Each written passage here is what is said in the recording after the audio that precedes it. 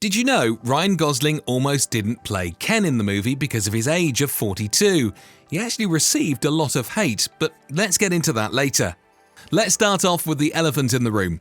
The 32-year-old Margot Robbie has received a lot of praise and attention since the release of the Barbie trailer, which has a close-up shot of Margot stepping out of her pink high heels and her foot seemingly frozen like it's made of plastic. Margot said, "They aren't my feet. I walked up, we had little sticky things on the soles so they wouldn't come off. I was holding onto a bar, but that's it. I wasn't on a harness or anything like that." This scene looked very difficult to do in the trailer, and Quentin Tarantino must be happy with that shot. This scene created a huge debate on social media, with many people suggesting special effects were used to create the scene. However, Robbie revealed that she had to go through 8 takes just to get the feet scene right. Meanwhile, Barbie director Greta Gerwig refused to use CGI on Margot Robbie's feet because she thought the actress had perfect arches. I'm sure a lot of people will agree with you, Greta. When asked on an Australian TV channel if she was going to use CGI on all the feet, she responded, "Oh God, no." But did you know Margot Robbie is not a Barbie fan in real life, stating that she never had a Barbie doll growing up? Robbie admitted to being more of a tomboy growing up, playing outside with toy trucks, running around playing tag and making mud pies. They would build forts, or cubbies as Australians would call them. She was briefly also part of an ice hockey team before moving from Australia to New York.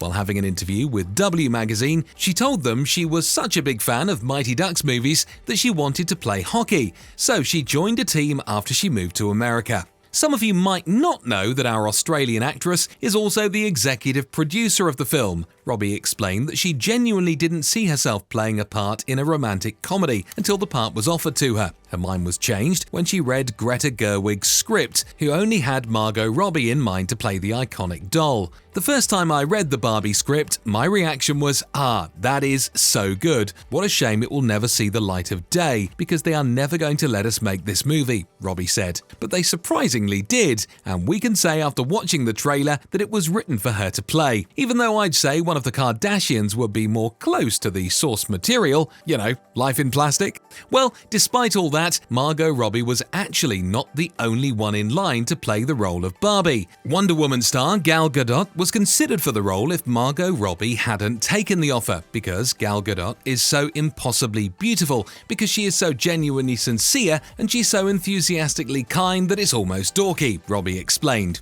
"It's like right before being a dork." Unfortunately, Gadot wasn't available to take part in the movie, though she has since indicated that she'd be going to join the Barbie universe in the future. Joining in on the excitement, Gadot wrote, "I'm in for the next one, sister," on her Instagram story.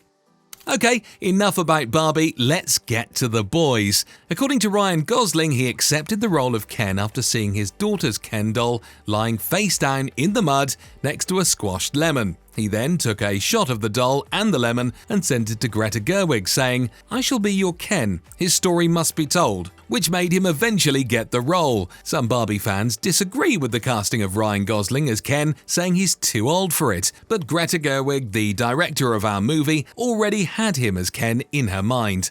The next one is a bit of sad news for some people. Despite fan expectations, the original Barbie Girl song by Aqua will not be featured in the film, which is actually very disappointing to me personally. As a Barbie fan since childhood, we needed it to happen. Mattel has a bad legal history with the band over the song and unsuccessfully tried to sue them over it for copyright infringement, only for Aqua to win the lawsuit as their single was a parody and protected under fair use. However, a sample of the song is used in Barbie World by Nicki Minaj and Ice Spice that was recorded especially for the movie's soundtrack. Barbie is the first toy movie of Mattel as a newly rebranded studio, and hopefully we get to hear a version of this iconic song in some other Barbie sequels in the future. If you've watched the trailer, then you might have spotted the lovable Michael Cera in the film. He's supposedly playing a character called Alan, who is Ken's best friend. But who the heck is Alan? Alan is actually a discontinued doll that was released in 1964.